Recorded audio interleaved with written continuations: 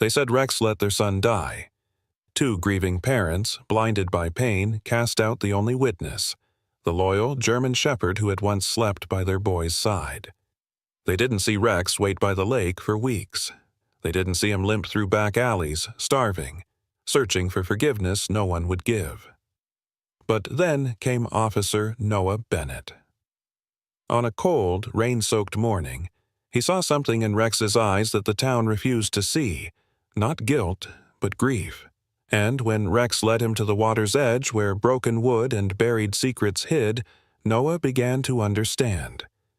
This isn't just a story about a dog. It's about loyalty that outlives blame, about truth clawing its way back from silence. If you believe that love can heal even the deepest wounds, then this story is for you. Before we begin, tell me, where are you watching from? Drop your country in the comments below. Let's see how far Rex's journey reaches. The evening air hung heavy over the small Colorado town of Silverton. A veil of mist rolled off the lake, curling like pale smoke across the streets and fields. The town sat tucked into a valley, pine trees hemming the horizon, their outlines blurred by a curtain of fog. Street lamps flickered to life as the sun dipped, their glow faint and uncertain against the thickening twilight. The scent of wood smoke drifted from chimneys, mingling with the chill of early winter. Beyond the edge of town, a weather-worn log house stood near the lake. Its once bright paint had peeled away under years of storms, and its porch sagged slightly from neglect. Tonight, the house seemed darker than ever, not because of the season, but because of what it had lost. On the porch sat Rex, a 10-year-old German shepherd. His coat, sable-streaked with silver, had dulled over the years, though the strong frame beneath showed the endurance of a working dog.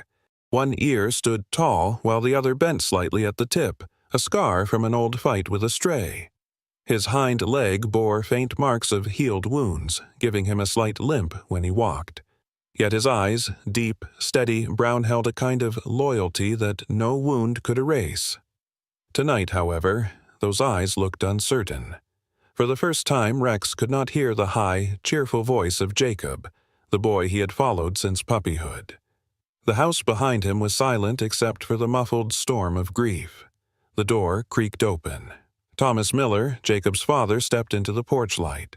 Thomas was in his late 30s, a tall, broad man who once carried the solid confidence of a craftsman. His hair was dark, but worry had salted it with gray streaks. The loss of his only son had carved new lines into his face overnight. His eyes, bloodshot and shadowed with exhaustion, burned not with sorrow alone, but with fury seeking somewhere to land. In his right hand he still clutched the flashlight he had used to search the lake's edge, its beam jittering with the tremor of his hand. He pointed toward the water. His voice cracked as though torn between rage and despair. "You dragged him out there, didn't you? I know it was you. You killed him!" Behind him, Sarah Miller, Jacob's mother, appeared in the doorway. Sarah was a tall, slender woman in her mid-30s with auburn hair pulled back into a bun that had begun to unravel. Her eyes, red from sleeplessness, should have been soft with grief, but instead, they blazed with bitterness. She had always been quick to speak sharply, a habit formed from years of feeling ignored in her marriage. And now, with her son gone, that sharpness had hardened into venom. "Don't you dare sit there like some innocent pet," she hissed. "My boy is dead because of you. You're cursed. You're nothing but bad luck. Get out of this house, out of this family, and don't you ever come back." Rex shifted his paws uneasily on the wooden boards. His tail lowered. He let out a faint whine, as though trying to answer, but no one listened. Thomas strode forward and shoved a boot near Rex's side. "Go, before I change my mind and put you down right here." The dog backed down the steps, ears flattened, his gaze still fixed on the woman and man he had guarded for years. He didn't bark, didn't growl. He only stood there, staring, as though silently pleading to be understood. But the door slammed shut. The sound rang like a final judgment. For a moment, Rex stood motionless in the yard, breath steaming in the cold air. The mist swirled around him, erasing the edges of his figure until he looked like nothing more than a shadow in the fog. Then, slowly, he turned and padded away. His gait was heavy, each step dragging with reluctance. He glanced back once, his brown eyes catching the faint porch light. There was no hatred in them, no resentment, only the ache of loyalty rejected, a bond broken not by him but by human hands. The fog swallowed him whole. A short distance away, at the tree line bordering the lake, a patrol car moved cautiously along the gravel road. Noah Carter, a 35-year-old police officer, sat behind the wheel. Noah had the lean, wiry build of a man who relied more on endurance than bulk. His short brown hair was flecked with gray at the temples, and his face bore the subtle wear of someone who had carried burdens too long. His eyes, a calm shade of gray, revealed both focus and fatigue. Noah had moved to Silverton after his wife's sudden death in a car accident 2 years prior. Since then, he had buried himself in work. To his colleagues, he was reliable, steady, professional. Yet beneath that, there was an emptiness, a quiet ache that surfaced during nights like this when mist rolled thick and silence pressed close. As he steered his cruiser past the lake, the headlights caught a figure in the fog. A dog, large and limping slightly, its fur damp from the mist. The animal's shape stirred something deep in Noah's chest. He slowed instinctively, his eyes narrowing. For just an instant, the dog's outline overlapped with a memory. His old canine partner, Duke, a German shepherd who had died in a drug raid the previous year. Noah had held Duke's body in his arms after the gunfire stopped, whispering thanks and apologies into fur gone still. That loss had been another nail driven into the coffin of Noah's grief. Now, seeing this shepherd in the mist, battered but unbroken, Noah felt a twinge of recognition. He didn't stop the car, not yet. He only watched as the dog disappeared back into the fog, swallowed by the same silence that had claimed so much of his life already. He tightened his grip on the steering wheel and drove on. Back at the Miller house, Sarah stood just inside the door, her back pressed against the wall. The anger in her words had faded, but the echo of them still stung her ears. She closed her eyes and whispered almost too softly for anyone to hear, "Jacob loved that dog." Thomas, sitting at the kitchen table, buried his head in his hands. He didn't reply. The silence stretched, broken only by the faint creak of the old house and the wind rattling the shutters. Outside, in the cold mist, Rex walked alone, leaving behind the only home he had ever known.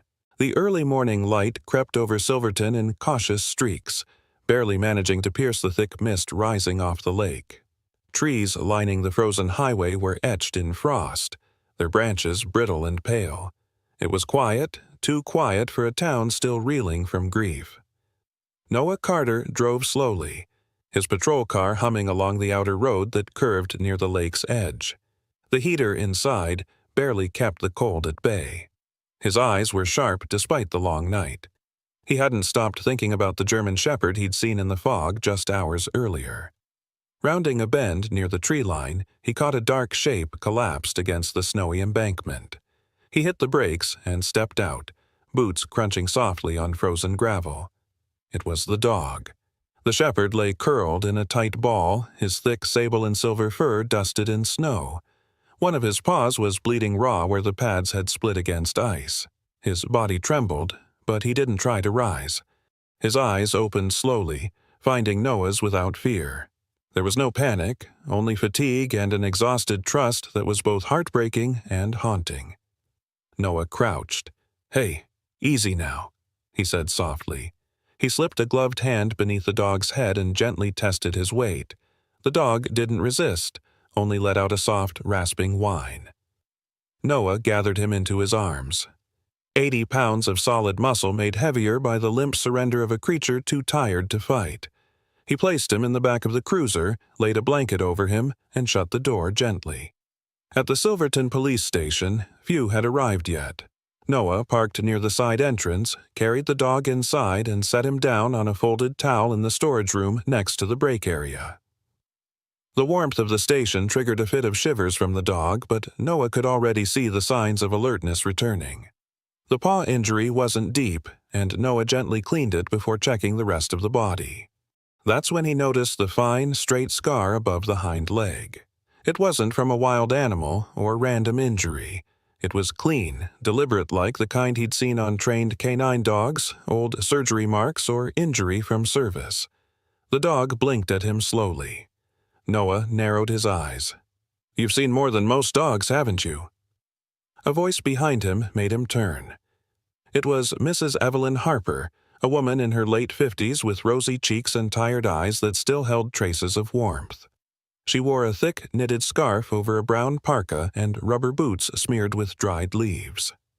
Evelyn lived 3 houses down from the Miller family and had a reputation for knowing everyone's business, but never cruelly. She had once been a high school secretary and still carried herself with the calm authority of someone used to managing chaos. "I thought I recognized that dog," she said, stepping carefully into the room. "That's Rex, isn't it?" Noah nodded slowly. "I found him freezing on the road near the lake." She sighed, removing her gloves. "Poor boy. He's been through hell. I watched him grow up with Jacob, never saw that dog leave the kid's side, not once." She paused, eyes softening. "After the accident, he wouldn't leave the lake, just sat there day after day, whimpering, waiting. People started whispering, saying maybe he'd tried to help. I believe it. He was always smart, always tuned in." Noah listened carefully, watching Rex as the dog's ears lifted slightly at the mention of Jacob's name. "I didn't know the Millers threw him out," he said. Evelyn gave a pained smile. "They were grieving. They needed someone to blame. Sarah Jacob's mom wasn't herself. She used to talk to me at the fence almost every other day. After the boy..." She stopped even looking people in the eye. Noah was silent for a moment. Then, as if drawn by instinct, he looked down at Rex again. The dog was resting now, eyes half closed, but his breathing had steadied. "I think this boy's seen more than he's let on," Noah said, "and he's still got some fire in him." Later that afternoon, with Rex moving better, Noah clipped on a makeshift leash and brought him outside for a short walk. The snow was melting near the park trail, leaving patches of wet grass and muddy leaves. Rex moved slowly, his limp still present but less pronounced. His ears stayed perked, nose twitching as he followed scents only he could understand.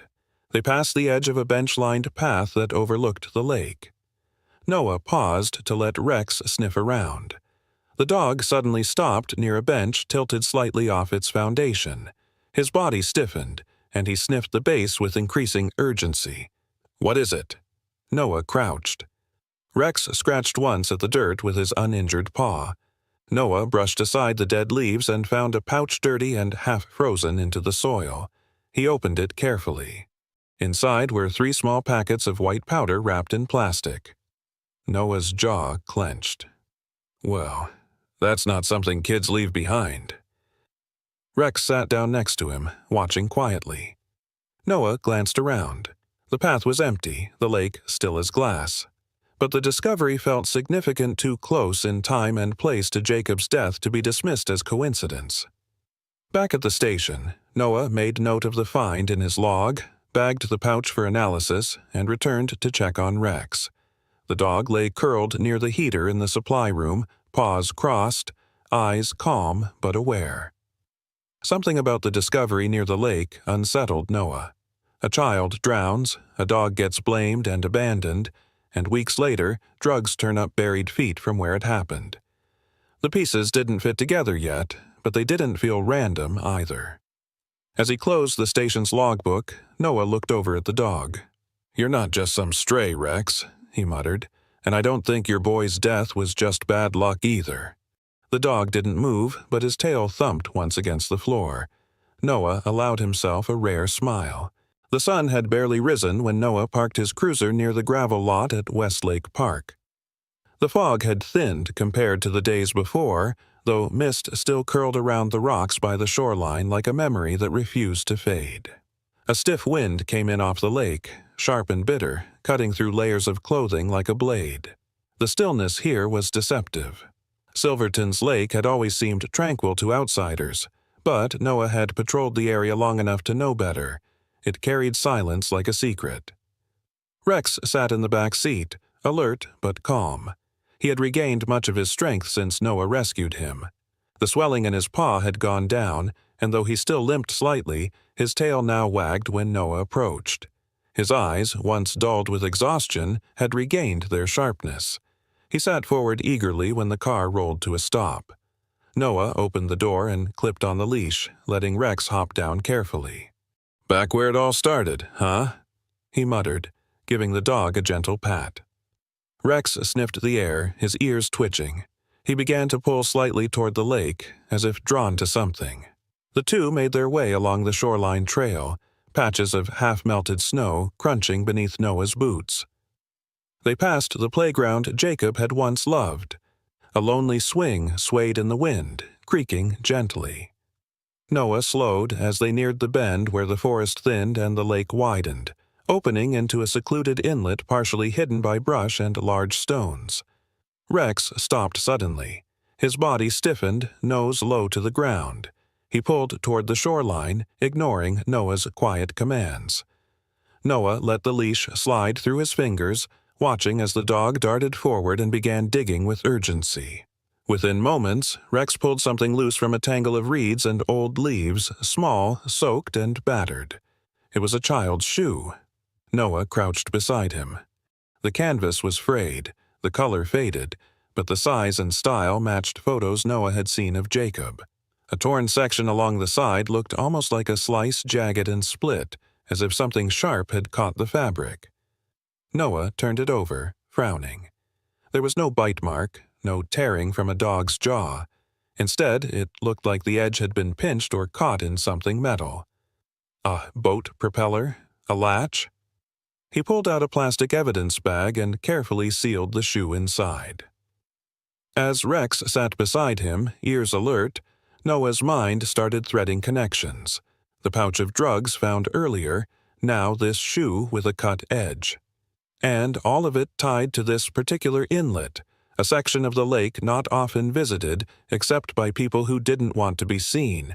The crunch of boots on gravel made him turn. An elderly man with a wiry frame and sun-weathered skin was trudging along the opposite trail. He wore a thick flannel jacket over denim overalls and carried a metal tackle box with a faded sticker that read, "Hook 'em early."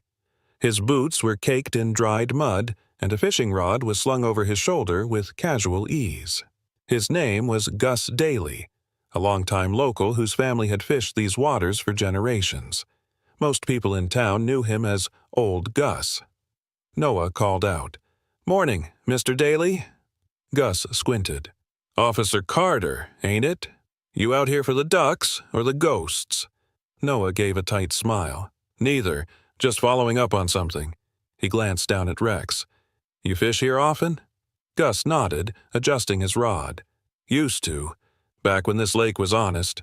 These days, I just come for the quiet. But back in the late 90s, you wouldn't believe the things I saw out here." He leaned slightly on a tree, lowering his voice. "Rumors used to fly about smugglers using this side of the lake to exchange goods. No official docks, no one watching. Boats in and out at night." Noah's eyes narrowed. "Drugs?" Gus shrugged. "Drugs, guns, liquor, who knows? Never caught anyone, but I once saw a boat pull up right there." He pointed to the inlet. "No lights, 2 men, big duffel bag handed over. Whole thing took less than 2 minutes, then gone." "You report it?" Gus chuckled dryly. "To who? Old Sheriff Wallace? He was more likely to be out here meeting them than stopping them." Noah didn't respond, but the name stirred something sour in his gut. Wallace had retired 5 years ago and left behind a department full of old habits. Gus turned to go. "That dog," he said over his shoulder, "he's got better instincts than half this town. If he's pulling you somewhere, you follow." Noah watched him disappear into the trees. Then he looked at Rex. The dog stood near the edge of the water again, ears forward, one paw lifted slightly. "You smell something else," Rex barked once. Short, sharp, and certain.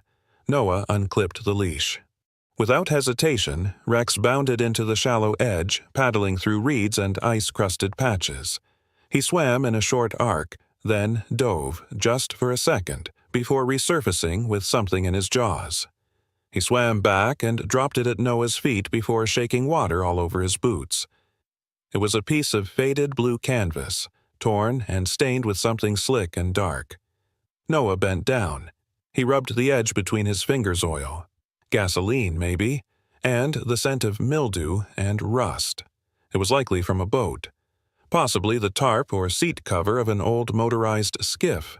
More importantly, the oil pattern matched the same dark smear he'd seen on the pouch Rex had found earlier. "You're really not just a dog, are you?" Noah whispered.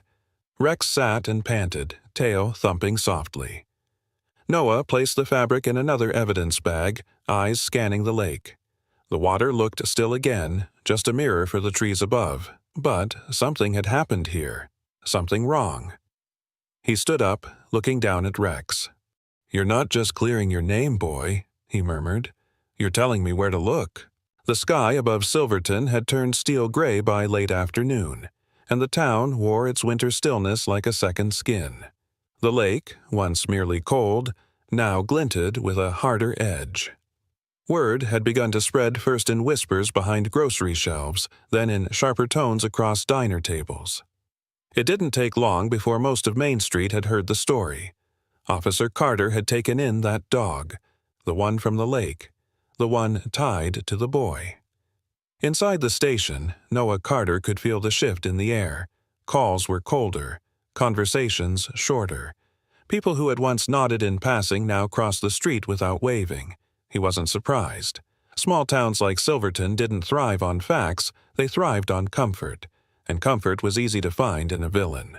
In this case, the villain had 4 legs and a scarred paw. Rex, for his part, remained undisturbed. He lay curled on the floor of Noah's office, watching the windows with quiet alertness. His coat was fuller now, eyes brighter. When Noah left the room, Rex followed without command. When the phone rang too loud, his ears twitched. He never barked without reason. That afternoon, the quiet broke when a car door slammed outside. Through the blinds, Noah saw a familiar dark green sedan pull up to the station lot. Stepping out were Thomas and Sarah Miller.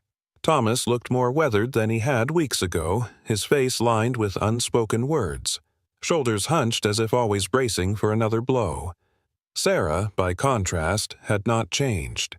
She was tall, thin, and sharply dressed in a gray wool coat that hung stiff over her narrow frame.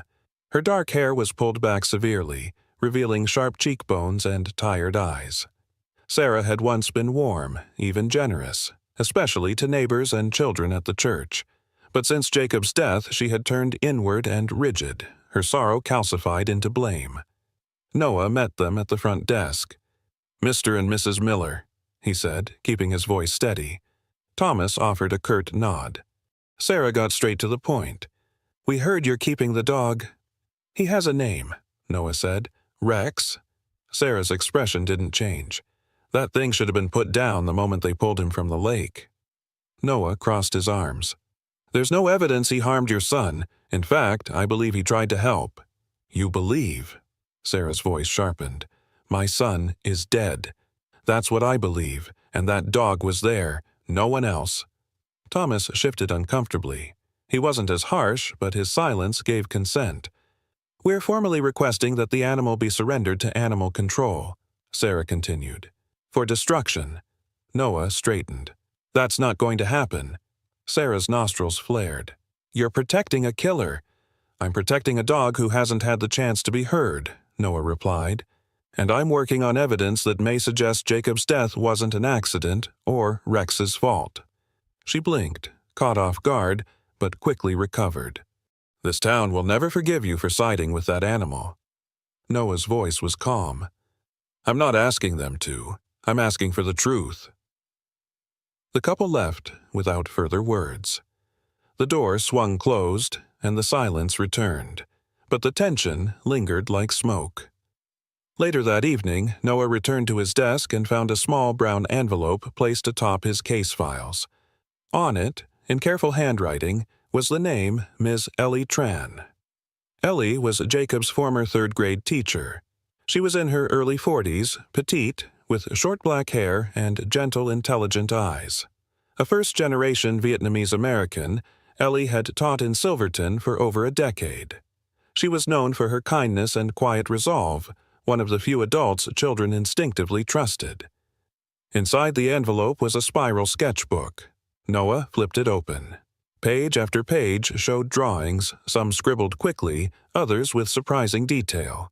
Trees, a cabin, a lake, and always Rex. One page in particular stopped him. It showed a small boat drawn in charcoal lines low in the water. On the dock beside it was Rex, tail wagging, ears perked. The boat was empty, but a strange figure stood behind it, tall, faceless, hands in pockets. It was eerie and oddly mature for a child's sketch. Noah leaned back, staring at it. Jacob hadn't seen Rex as dangerous. He'd seen him as a friend, a protector. That night, as snow began to fall again, Noah stayed late at the station to finish reports. Rex slept near the door, tail curled tightly around his body. The building was quiet, the only sound the hum of the heater and the occasional tick of a cooling pipe. Then Rex's ears twitched. He raised his head. A moment later, he stood up, body tense. His tail lowered, fur rising slightly along his back. He growled low, deep in his throat. Noah looked up. "What is it?" The dog moved to the evidence storage door, sniffing the bottom crack. Then he barked once, sharply. Noah rose quickly, unlocking the door to find nothing but dim lights and shelves of bagged items. But Rex darted inside, heading toward the back corner. His nose pressed to the floor, then up along the wall. That's when Noah noticed it. The window latch above had been disturbed. It had been sealed 2 nights ago. Now it was half open. A faint boot print, still wet, marred the edge of the floor. Someone had tried to break in. Noah called dispatch and filed an internal incident. Cameras hadn't picked up the intruder. The motion sensor at the rear wall had been disabled deliberately. Rex had been the only one to notice. He looked down at the dog, now sitting calmly, as if saying, "I did my part." Noah knelt and patted his head. "Good boy." Outside, the snow continued to fall, but inside one thing had become crystal clear. Rex was more than a dog with a past. He was a witness, a guardian, and tonight he had proven it again. The morning broke over Silverton with a pale, reluctant light. The kind of morning that felt like it hadn't fully committed to being day. A mist still lingered over the lake like a breath held too long, and everything felt damp and weightless. Noah Carter sat in his cruiser parked just off the southern path that veered into the deeper woods, away from the park and public docks. This was the part of the lake few people ventured to unless they had a reason to hide. The wind whispered through brittle grass, carrying the faint scent of old gasoline. Rex sat in the back seat, ears perked and body alert. His fur shimmered slightly in the early light, his dark muzzle twitching as he picked up scents on the air. Noah reached into the glove compartment and pulled out Jacob's sketchbook again. Flipping through the pages, he landed on the drawing of the inlet Rex standing by a boat, a tall figure in the background. It had felt abstract before. Now, after the pouch of drugs, the torn shoe, and the canvas soaked in oil, it felt like a map. Noah glanced at Rex. "Let's go see what you've been trying to show me all along." He opened the back door and unclipped the leash. Rex jumped down with more ease now, his limp nearly gone. He moved with purpose, sniffing the ground, tail high but steady. They crossed a patch of frozen mud and moved through a break in the trees where the forest opened toward an overgrown trail of timber planks and old dock, warped and discolored with age. The dock was mostly hidden by thickets and a collapsed shed covered in moss. Rex padded ahead, stopping at the far edge. He sniffed a rusted cleat bolted to the wood and barked once. Noah crouched beside him. There was an oily sheen on the water, faint but present. He pulled out his phone and snapped a few photos. Something had been here recently. He examined the dock more closely. One of the old posts had a frayed piece of nylon rope dangling from it, torn in the middle and stained dark. He reached out, careful not to slip, and rubbed the end between his fingers. It was slick same oil as before. This wasn't an old stain. This was fresh. Rex barked again, this time moving toward the reeds growing thick near the base of the dock. He disappeared behind them, and for a moment Noah lost sight of him. Then came a rustling sound and a muffled bark, sharp and urgent. Noah pushed through the grass and found Rex pawing at a patch of earth near the shoreline. A few moments of digging revealed a half-buried metal box, rusted around the hinges but intact. Noah knelt, brushing off dirt and damp leaves. He used his pocket knife to pry it open. Inside were wads of bills-banded stacks of U.S. currency stained with moisture and mud. Some still held the faint scent of gasoline, and tucked between two stacks was a sealed plastic packet filled with what looked like white powder. Noah's jaw tensed. This was no ordinary stash, it was a drop, or a payoff. He scanned the surrounding woods. No movement, no sound. Whoever left it here didn't expect it to be found. He looked down at Rex, who now sat calmly beside him, tongue out, tail thumping once. "You found it," Noah whispered. "You really found it." He snapped photos of the scene, then bagged the contents using gloves. He took a final look at the dock, the sheen on the water, the torn rope, the hidden trail that looped back toward the south side of the lake. It wasn't just a place for hiding. It had been used, recently. Noah and Rex returned to the cruiser in silence. He placed the box in the evidence bin in the trunk and slammed it shut. As he climbed into the driver's seat, his phone buzzed. Call. Mom. He hesitated. It had been a few days, too long, if he was honest with himself. He pressed answer and put her on speaker. Her voice came warm and crackling, filled with a mother's practiced calm. "Noah? Are you all right?" "Yeah, just tired," he replied, watching Rex curl up in the back seat. "Been working something. It's not clear yet, but it's getting there." His mother, Evelyn Carter, was in her 60s now, a retired librarian who had raised Noah on soft-spoken wisdom and late-night stories about justice and quiet courage. She was petite, silver-haired, with kind but sharp eyes that often saw more than she let on. Since the death of Noah's wife 2 years ago, she had been calling more often, checking in, gently reminding him that he didn't have to carry everything alone. "I heard something from an old friend who lives in Silverton," she said gently, "about a dog and a boy." Noah closed his eyes briefly.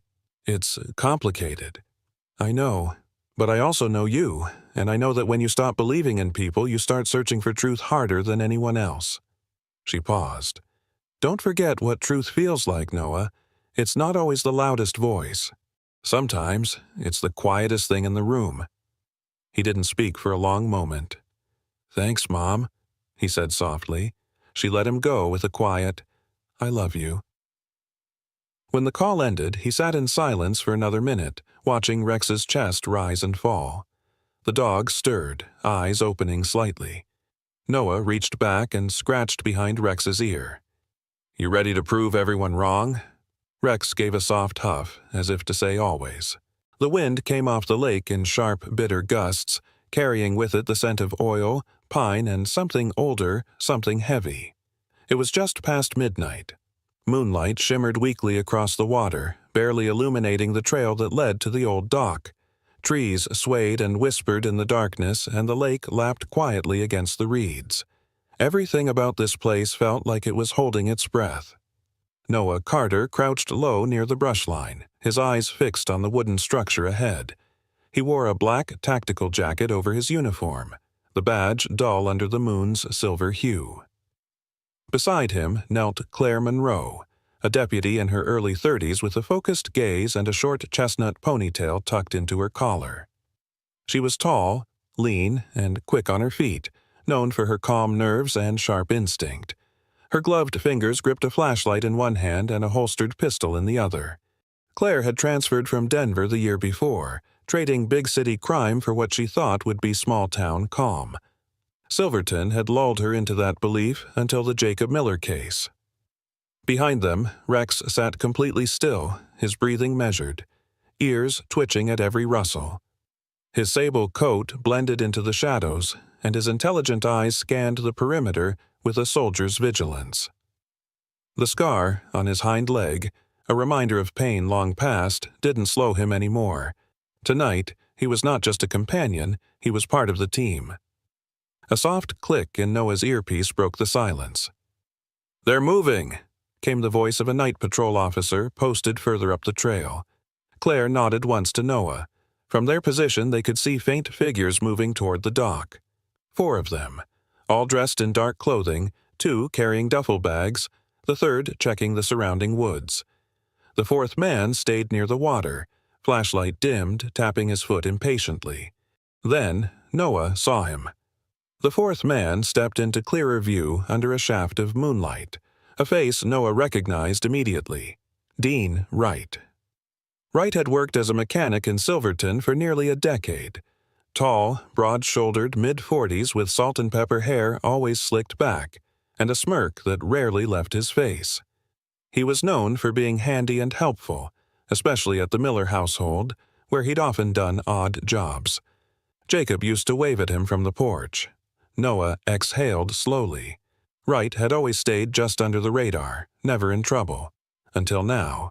He motioned to Claire. They began to inch forward, every step calculated, boots crunching softly against frost-hardened grass.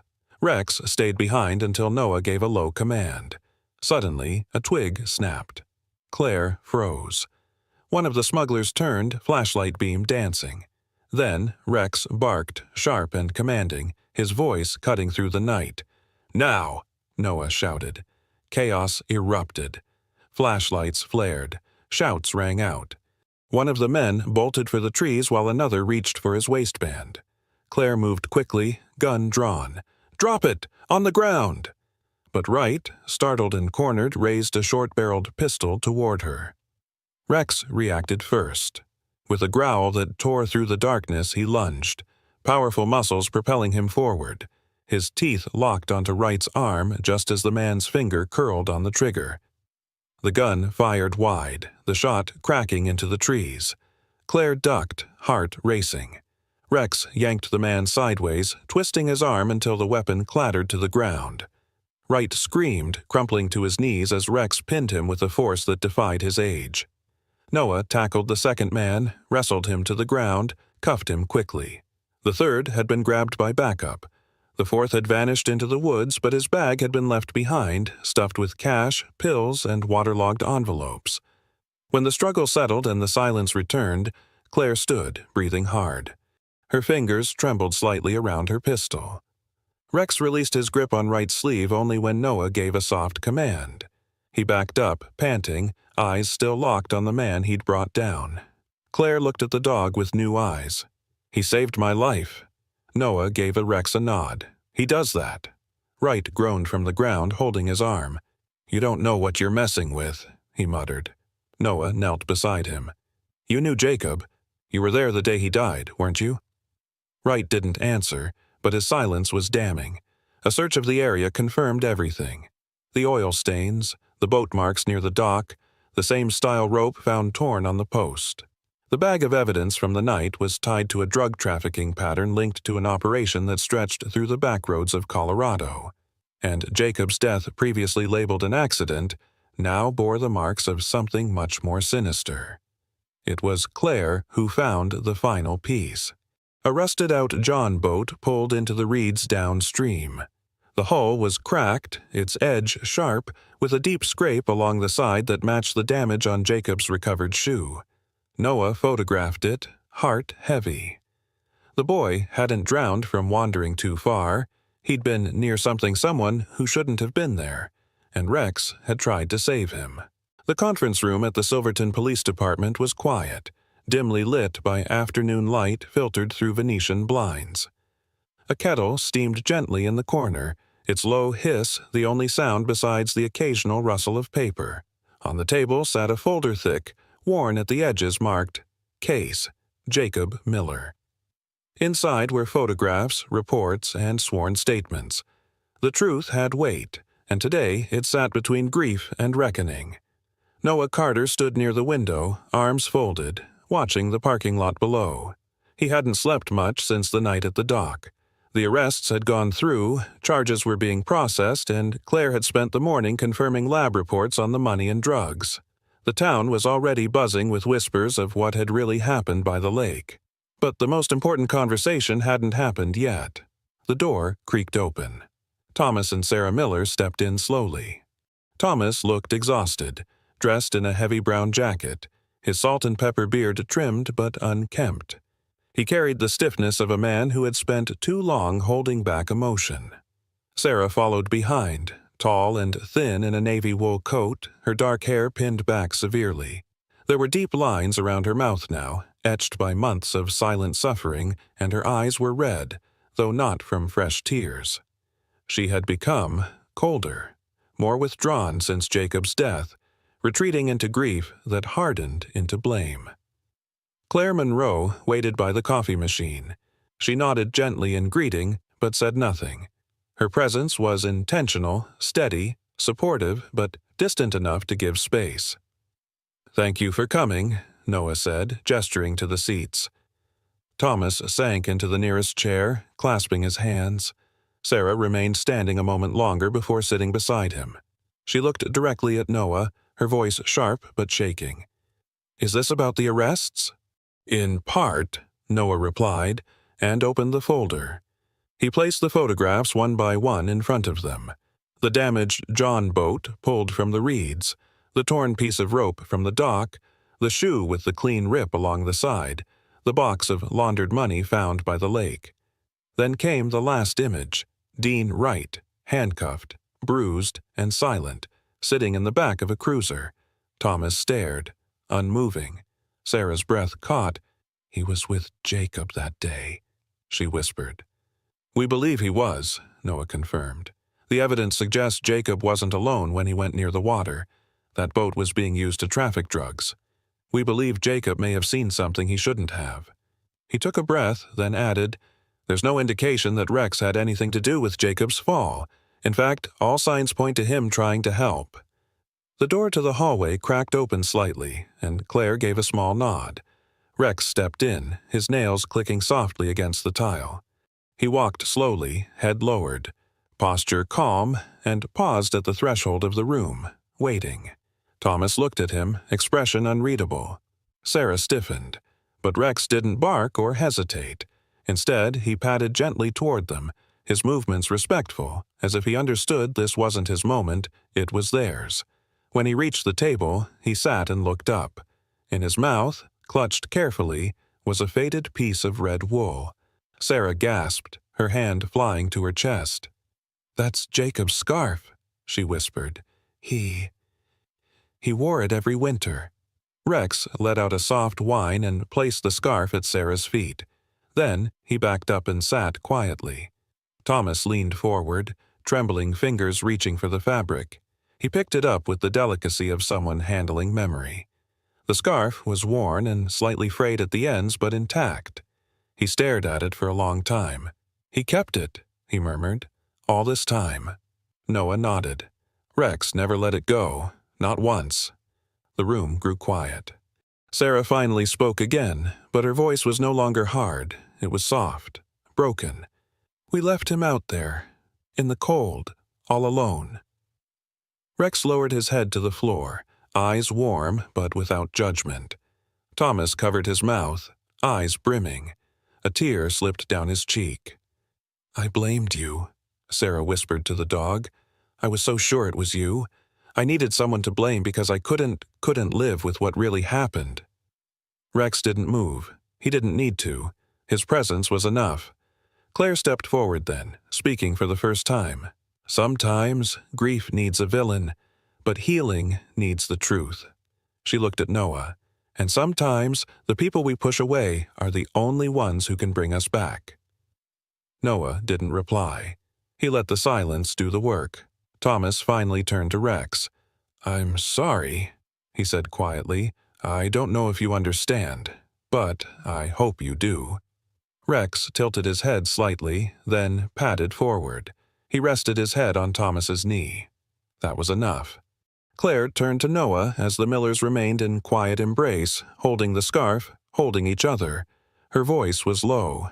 "You ever think, maybe we don't choose the family we lose, but we can choose the family we find?" Noah looked down at Rex, whose eyes met his. Steady, sure, loyal. He gave a small smile. "Yeah, maybe we can." The morning sun filtered through a thin veil of mist that hovered over Silver Lake, casting soft golden hues across the water's surface. Ducks glided silently, their ripples barely disturbing the mirrored reflection of the pine-lined shore. Near the grassy edge where the land sloped gently into the lake, a small crowd had gathered. Wooden folding chairs had been arranged in neat rows, and a simple podium stood near a new stone marker. The marble was smooth, polished, and etched with only a few words. In loving memory of Jacob Miller, a kind heart never forgotten. Beside the marker, a framed photograph of Jacob as a boy rested on a wooden easel. He smiled in the picture, hair tousled by the wind, arms wrapped around the neck of a younger Rex. Noah Carter adjusted his collar as he stood near the front row. His dark navy police uniform was freshly pressed, the badge on his chest gleaming. Beside him, Rex sat tall and calm. The 10-year-old German Shepherd's sable and silver coat had been carefully brushed, though a faded scar still ran along his hind leg. His left ear remained slightly bent at the tip, a gentle imperfection that seemed to make him more endearing to the townsfolk who now regarded him with quiet reverence. The ceremony was simple but deeply emotional. Mayor Evelyn Brooks, a woman in her 60s with silver hair pinned in a graceful twist and a soft Southern accent, approached the podium. Known for her warm demeanor and meticulous attention to town tradition, she wore a navy blazer over a cream blouse, a brooch shaped like a daisy pinned at her collar. "This town has weathered many storms," she began, her voice steady. "But sometimes healing comes not from forgetting, but from remembering, and honoring the truth." She gestured to the stone behind her. "We are here not only to remember Jacob Miller," she continued, "but to honor a silent hero who waited patiently for the world to catch up to his loyalty." She looked toward Rex, who met her gaze without flinching. "He may not speak our language," the mayor said, her voice trembling now, "but he spoke love and devotion more clearly than most ever will." Applause broke softly through the crowd. Thomas and Sarah Miller stepped forward. Thomas wore a charcoal gray jacket, his eyes tired but clear. Sarah, tall and thin, had her hair loose today, curled gently at her shoulders. The lines of grief remained on her face, but they were no longer hardened by bitterness. They'd softened, transformed by humility and healing. In Sarah's hands was a small black box. She knelt beside Rex, her long fingers trembling slightly as she opened the lid. Inside was a collar dark brown leather, aged but polished, and on its brass plate a single word engraved, "Faithful." Rex tilted his head, ears twitching slightly. Sarah smiled, a fragile but real smile, and fastened the collar around his neck. "I'm sorry, Rex," she whispered. "You were always faithful. It just took us too long to see it." The crowd remained hushed as Thomas laid a single white flower beside Jacob's memorial stone. A few rows back, Claire Monroe stood with her arms crossed lightly, her green eyes scanning the crowd. She caught Noah's eye and gave him a subtle nod approval, perhaps, or gratitude. After the ceremony ended, families lingered in small groups, sharing memories, laughter, and tears. Kids ran along the edge of the lake, their laughter ringing like bells through the pines. For the first time in what felt like years, Silverton felt at peace. Noah walked toward the edge of the gathering, his boots crunching softly on the gravel path. Rex trotted beside him, his posture relaxed but alert, as if sensing this moment was different, less a duty, more a celebration. Claire caught up to them near the old wooden bench overlooking the lake. "You ready for him to be official?" she asked, glancing at Rex with a playful smirk. Noah chuckled. "I think he's earned it." Claire handed him a navy blue bandana embroidered with the Silverton PD logo. "Chief approved this morning. You're looking at the department's newest K9. Noah knelt, tied the bandana gently around Rex's neck just beneath the new collar, and scratched behind the dog's ears. "Welcome to the force, partner." Rex let out a short bark and wagged his tail. A gentle wind stirred the trees above. Somewhere in the distance, a church bell rang noon. As the crowd began to thin, Sarah approached once more. This time she held a small cardboard box wrapped with twine. "I found these in Jacob's room," she said, handing the box to Noah. "They were drawings, mostly of Rex. And you. I think he liked watching you two patrol when he was little." Noah opened the box slowly. Inside were charcoal sketches, some simple, some more detailed. One showed Rex curled on the police station steps. Another depicted Noah and Rex beside the lake, drawn with a child's admiration. And one, folded carefully at the bottom, was a pencil sketch of Jacob's face smiling with Rex beside him. Sarah smiled through misty eyes. "He always wanted to be brave. Like you. Like Rex." Noah swallowed the lump in his throat and nodded. As Sarah returned to Thomas, Claire whispered, "You know, you're not just getting a partner today. You're getting something else, too." "What's that?" Noah asked. She looked toward Rex, then back at Noah. A reason to keep going. Later that afternoon, Noah and Rex returned to the station. The sun was setting, painting the sky with strokes of amber and pink. On the wall behind the front desk, a new photo had been framed. Rex sitting proudly in front of the Silverton cruiser, tongue out, bandana tied. Beneath it, a plaque read, "Officer Rex, K-9 Unit, Service through Loyalty." As Noah poured a cup of coffee and settled at his desk, Rex lay curled beside his chair, eyes closing slowly. For the first time in a long time, the silence felt like peace, not emptiness. In the end, Rex was not just a dog. He was a silent guardian, a bearer of truth, and a living symbol of grace. Cast out by grief, blamed for what he never did, Rex never retaliated. Instead, he waited. He carried love in his heart and a boy's memory in his mouth, a simple scarf, for the world to one day understand. This story reminds us that sometimes what seems like loss is only the beginning of redemption. That loyalty never demands to be seen, but always chooses to stay. And perhaps it wasn't just chance that led Rex to survive, to find Noah, and to bring light back to a grieving family. Maybe it was a miracle. Maybe God speaks not always in thunder and fire, but in the quiet breath of a dog who refuses to give up on the people he loves. In our everyday lives, we often rush past the silent ones, the misunderstood, the castaways, whether they are people or animals. But maybe, just maybe, they're the ones carrying messages of healing. The ones who, without saying a word, can lead us back home. If this story touched your heart, I invite you to be a part of something bigger.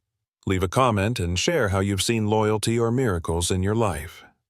Subscribe to the channel for more true stories of second chances, healing, and hope. Share this video with someone who needs to believe in good again. And if you believe that God sends help in the most unexpected forms, sometimes on 4 legs and with a scarred heart, then type Amen in the comments to let the world know you believe in grace, loyalty, and redemption. May God bless you, protect your loved ones, and remind you that no act of love ever goes unnoticed.